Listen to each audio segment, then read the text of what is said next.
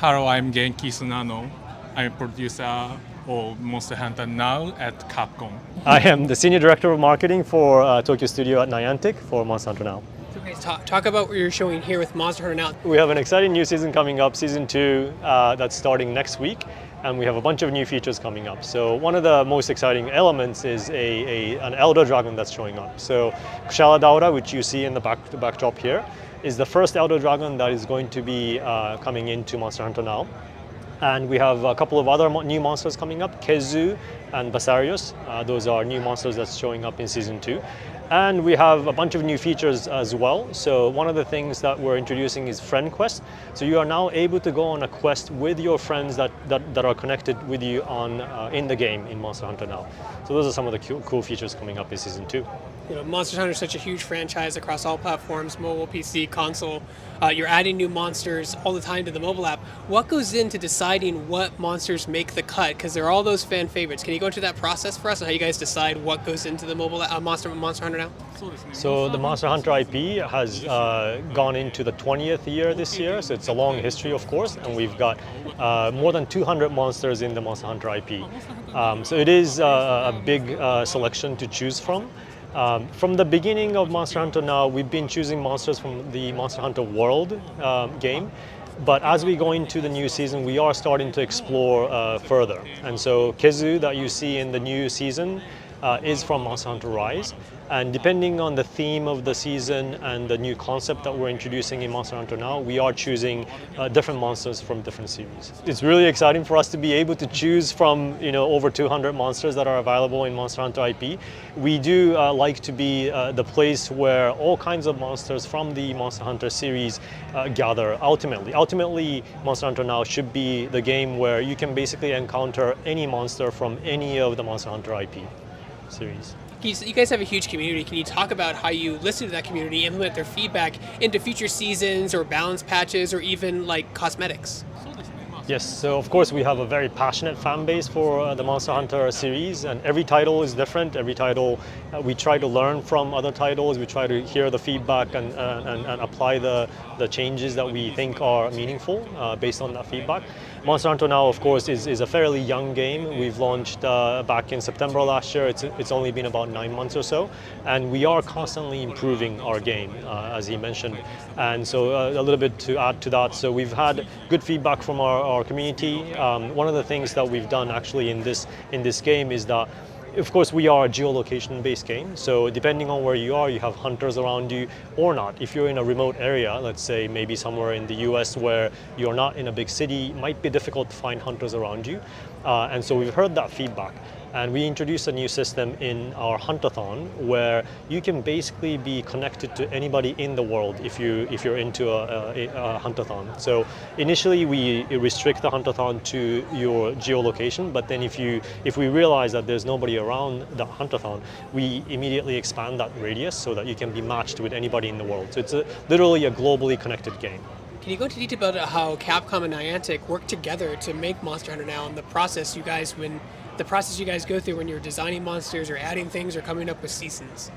So we work very closely together. We have weekly meetings based both on the development side as well as on the marketing side. We go into all the details of what's happening in Monster Hunter Now.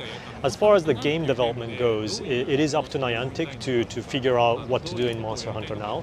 But of course, Capcom advises Niantic on whether it's authentic to Monster Hunter, is it the right way to introduce a monster or introduce this weapon, and so on. So Capcom advises us on the authenticity, the credibility as the IP, and whether it fits the Monster Hunter universe. And Monster Hunter Now, of course, is a new type of game, so we think about how we can make this game experience an enjoyable one for mobile gamers, and we work very closely together. Yeah, Capcom has been a fantastic advisor as well as a partner with us. It's been a really, really good experience for us to learn about the Monster Hunter IP. We do want to be an authentic Monster Hunter game. And of course, the fan base is really, really passionate. So we don't want to disappoint the fan base. We want to be excited about Monster Hunter Now, and we want them to be able to experience something new. And so it's been a really, really good collaboration. When a game like Monster Hunter Wilds is announced, how does that affect your internal team development of Monster Hunter now, like going forward? And you probably know that years in advance more than anybody else, before anybody else. But does that affect it at all? Of course, we're always in talks about new developments on both ends, whether it's on the Capcom side or Niantic side, and we talk about these things. And we can't guarantee anything, of course. We're very excited about Wilds coming up next year, and yeah, we're in discussion about what we can do. Nothing is guaranteed, but this is the fun of two companies coming together to develop a new game on both ends. So that's really exciting. And then, another thing that I would add is we're very busy. Wilds is, of course, a new game. As we saw, it's very, very exciting. New features coming up. And so we'd love to see how we can excite the Monster Hunter IP fan base with this upcoming game as well. Were there any games you played in your childhood that inspired you to get into game dev to where you are today at Capcom and where you are today at Morgan? So he used to go to his grandma's house where he could play what we call Super Famicom computer. And he used to play Rockman. That was his favorite title.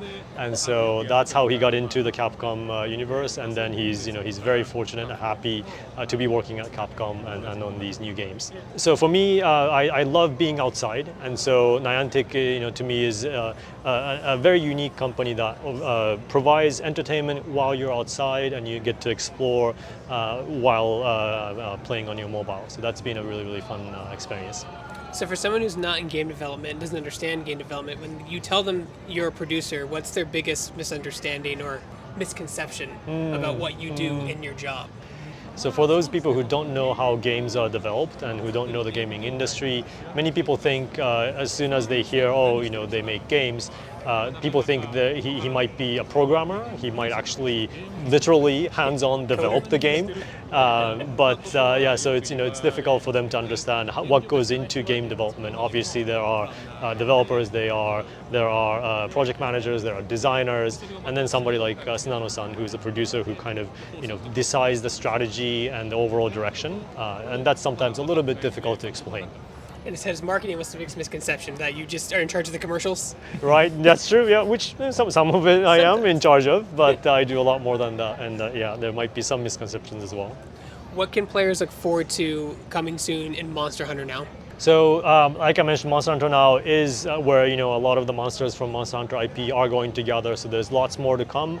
We just introduced Elder Dragon in this season, but there's more to come in July and August. There'll be new monsters. There'll be new features coming up as well. We have the summer as the summer of hunting is what we're calling it. So we want people to enjoy, being outside, explore the outside world, and hunt monsters in the real world.